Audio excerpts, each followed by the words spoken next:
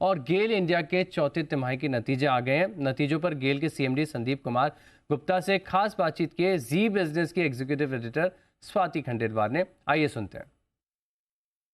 थोड़ा सा नंबर समझाएं अगर हमें, क्या कारण रहे, जो एक्सपेक्टेशंस थी वो मीट नहीं हुई, उसकी क्या वजह थी सर? नहीं, जैसा कि आपको पता है कि ये पर्टिकुलर साल हमारे लिए गेल के लिए एडवर्स रहा और हाई गैस प्राइसेस जो रहे और हमारे जो supply contract, international long term contract जो एक हमारा था जिसमें कि सप्लाई का डिसरप्शन हुआ जी, वो हमारे लिए एडवर्स रहा, जिसका कि इफेक्ट हमारे हर एक बिजनेस वर्टिकल पे पड़ा।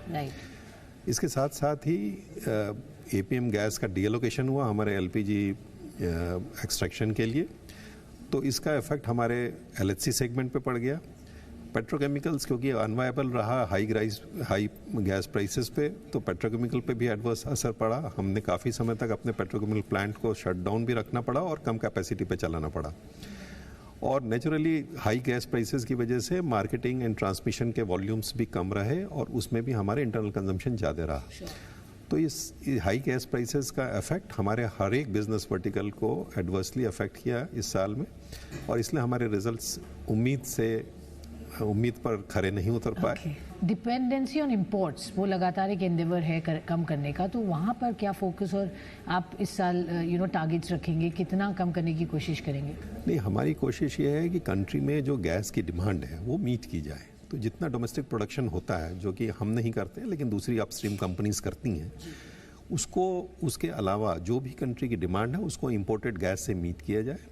हमारे जो लॉन्ग टर्म कॉन्ट्रैक्ट्स हैं, अब क्योंकि हमारा जिसमें डिसरप्शन था उसमें भी नॉर्मल सप्लाईज आनी शुरू हो गई हैं, तो हमें कोई दिक्कत नहीं है। और हम फर्दर जैसे जैसे कंट्री में गैस की डिमांड बढ़ेगी, गैस का कंजम्पशन बढ़ेगा, हम पूरा प्रयास कर रहे हैं कि हम नए वॉल्यूम्स को लाइन अप करें। बट अगर वो लॉन्ग टर्म कॉन्ट्रैक्ट्स नहीं भी हो पाएँ तो क्योंकि स्पॉट गैस प्राइसेस ही अब नॉर्मल हो गए हैं, तो हम कोई दिक्कत इसमें देखते नहीं है कि हम गैस इंपोर्ट कर पाएंगे कंट्री की डिमांड को मीट करने के लिए। तो ऊंचे गैस कीमतों के चलते यहाँ पर नतीजों पर इम्पैक्ट देखने को मिला। फिलहाल 1.5 से 2% की गिरावट यहाँ पर आपको देखने को मिली। लॉन्ग टर्म में आप देखिए अच्छी डिविडेंड यील्ड है, कंपनी का कारोबार काफ़ी मजबूत है। आपसे राय जानना चाहूँगा अर्पित जी, कैसे लग रहे हैं गेल के चार्ट्स? एक्चुअली अगर गेल का चार्ट देखा जाए तो सबसे पहले हम अगर सीपीएसई इंडेक्स के बारे में बात करें तो सीपीएसई इंडेक्स एक मल्टी या ब्रेकआउट के पास में है।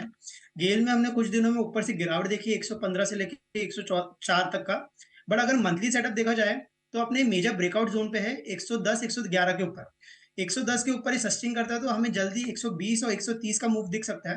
तो इसमें हमारी बाय एंड डिप्स की सलाह रहेगी, करंट लेवल पे भी बाय की सलाह रहेगी, और अगर ब्रेकआउट होता है तो उस पर और ऐड कर सकते position for an upside move towards 120 levels. 120 तक के जो स्तर है यहाँ पर आपको देखने को मिल सकते हैं। पोजीशंस पर फोकस करके चलना चाहिए। कनेक्टेड रहेगा। वक्त हो गया एक छोटे से ब्रेक का। ब्रेक के बाद और भी ढेर सारे स्टॉक्स हैं जहाँ पर चर्चा करनी है। बने रहे हमारे साथ।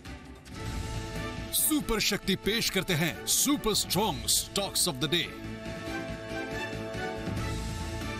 Advanced Y ribbed super Shakti TMT bar हर निर्माण को बनाता है सुपर स्ट्रॉन्ग।